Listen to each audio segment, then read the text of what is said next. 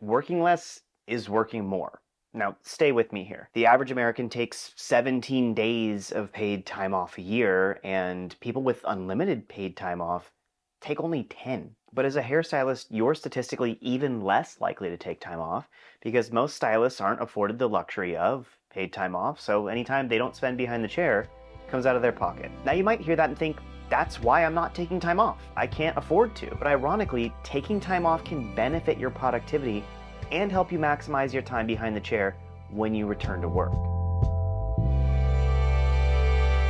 Hey everyone, welcome back. If it's your first time here, welcome to the channel. My name's Cale Yanez, a salon industry veteran and the newest addition here at thesalonbusiness.com, where we share with you the best ideas, tips, strategies, and reviews to help you get the most out of growing your business. So if like the thousands of salon and spa owners in the salon business community, that sounds like something you're interested in, make sure you hit that subscribe button and ring that little bell down below so that you get notified every single time we upload a new video. The most successful stylists I've ever worked with work 3 to 4 days a week, tops.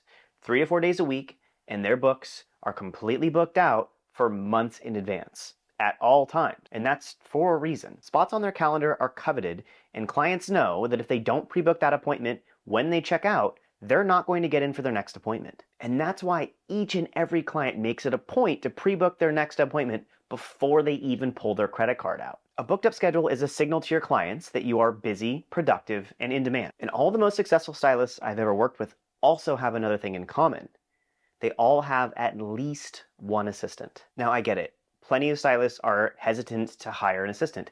An assistant is another expenditure that you have to make, likely out of your pocket. But if you're already busy, it can mean the difference between taking 4 clients a day or taking 8 clients a day. If you want to maximize your time behind the chair, you need to be double booking. That's obvious. You know it. We all know it. And managing not just your technical skill, but also your timing and the client experience that you give to your guests every time they're in your chair is crucial to keeping them coming back and happy with not just their hair, but the experience they get from you. You can't afford to give a bad experience or bad results. And the client experience and your reputation are just as foundational elements to your success as your technical skill and your education. Look, it's hard to invest in yourself, but it is the most worthwhile investment you will ever make in your career. Look, you respect your client's time. That's important.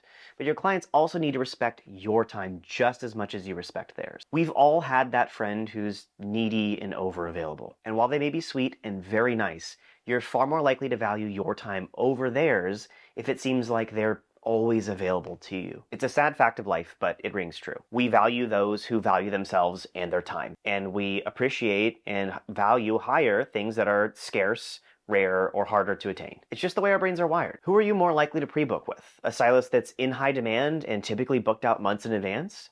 Or one that's got plenty of spots available every week for the foreseeable future? Now look, where you're at in your career obviously determines how much you're going to work. Newer stylists may need to book themselves 5 or more days a week while they're building their clientele and establishing themselves. That makes total sense early on, and I don't want to discourage any newer stylists from working the days they need to build their clientele and make a name for themselves. The first year or 2 of your career behind the chair is crucial in building your confidence and charisma, getting into the swing of things, and getting new clients in your chair. But when you're established, and I mean you've been working behind the chair for years, and you're still working 5 to 6 days a week, and your clients still aren't pre-booking, or worse, they're texting you the night before to see if you can squeeze them in for an emergency root touch-up on a Saturday, something's wrong. We've talked a bit about boundaries in the past, but that's because it's one of the most crucial aspects of establishing yourself as a professional, commanding the respect you deserve as a person, and portraying your time as truly valuable. Clients are paying for your hair wizardry,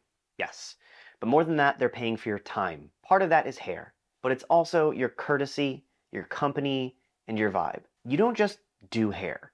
You provide 2 of the most fundamental necessities of life, touch and grooming. Both of these are cornerstones of culture, and they're some of the most important aspects of intimacy. Touch is something that way too many people get far too little of, and that shampoo may be the most physical contact they have with another person that entire month. There's something really intimate and powerful about that, and it's one of the reasons why so many people feel so comfortable opening up to their stylist. Believe it or not, those elements of touch and communication are so powerful and fundamental that they're a large part of what keeps your clients coming back. But, and this is a big but, I don't care how close you and your clients are. If they're texting you every 6 weeks at 11 p.m. on a Friday night to see if you can squeeze them in for an emergency appointment the next day because they forgot to pre-book for the 123rd time, boundaries have probably not been properly established. One of the most essential elements of being able to keep your books full and manage your schedule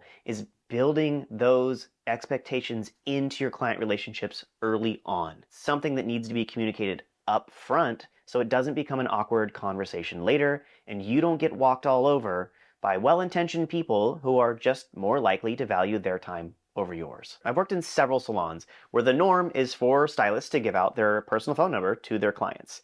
You might do the same thing. And while that is a generous offer, I've seen it go wrong 100 times, and I'd be surprised if you hadn't also. Part of the reason is that it blurs the line between personal and professional interactions with your clients. Look, you like your clients, and that's fantastic. Some of them may even be the kind of people that you would consider getting a drink with or going shopping with on occasion. And for a lot of clients, that's fine. But the problem is not everyone is as respectful with their time as we would hope.